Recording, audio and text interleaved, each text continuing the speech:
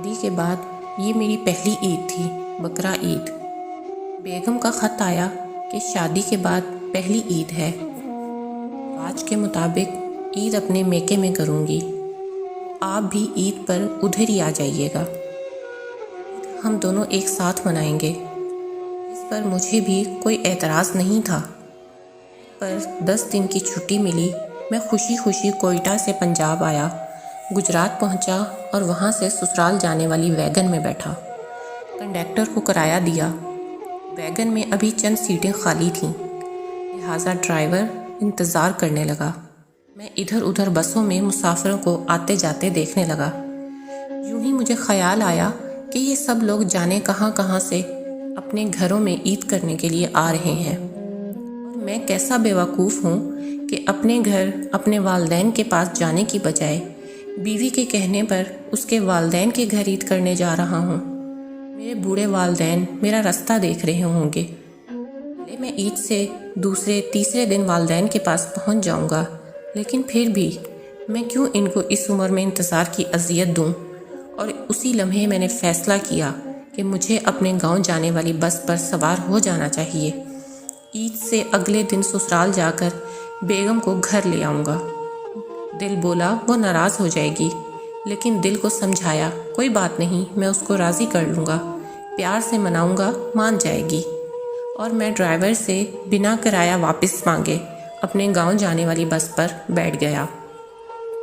گھر پہنچا تو والدہ سیڑھیوں پر چڑھ کر میری راہ دیکھ رہی تھیں کہ بس کا ہارن بجا تو دیکھنے لگی کہ شاید میرا بیٹا آیا ہو۔ والد اٹھ کے گلے سے لگ گئے، کہنے لگے پتر، مجھے تو لگ رہا تھا تو اس عید پر سسرال جائے گا، بہت اچھا کیا تو آ گیا۔ تیری ماں ہر بس کے ہارن پر سیڑھیوں کی طرف بھاگ رہی تھی۔ ابا جی مجھے کچھ بیمار لگے، میں نے پوچھا تو کہنے لگے معمولی بخار ہے، اب تو آ گیا ہے تو یہ بخار بھی جاتا ہوا نظر آئے گا۔ آتے ہوئے تو نے کنویں پر بندھا قربانی کا جانور دیکھا ہوگا، کتنا سونا ہے نا؟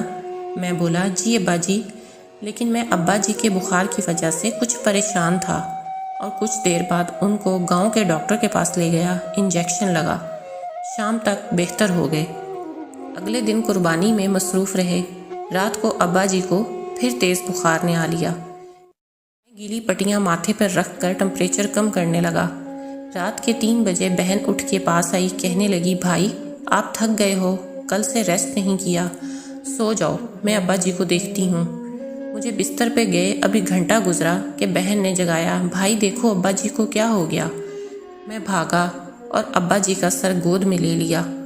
ابا جی کے ہونٹ سفید ہو رہے تھے۔ میں ابا جی کو پوری طرح گود میں لے کے بیٹھ گیا۔ میری کیفیت ایسی تھی جیسے بچے سے کھلونا چھیننے کوئی آ جائے اور وہ کھلونے کو اپنے ہاتھوں کی مٹھیوں میں چھپا لے کہ جاؤ نہیں دوں گا، کسی صورت نہیں دوں گا۔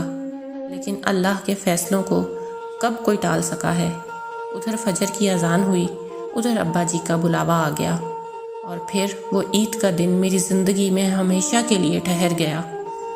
اس کے بعد بے شمار بقرعیدیں آئیں، لیکن میں آج بھی اسی عید میں جی رہا ہوں، اور اللہ کا شکر ادا کرتا ہوں کہ جس نے اس دن میرے دل میں یہ خیال ڈالا کہ مجھے عید اپنے والدین کے ساتھ منانی چاہیے، ورنہ شاید زندگی بھر پچھتاوا ایک گلٹ کی صورت میں میرے ساتھ رہتا۔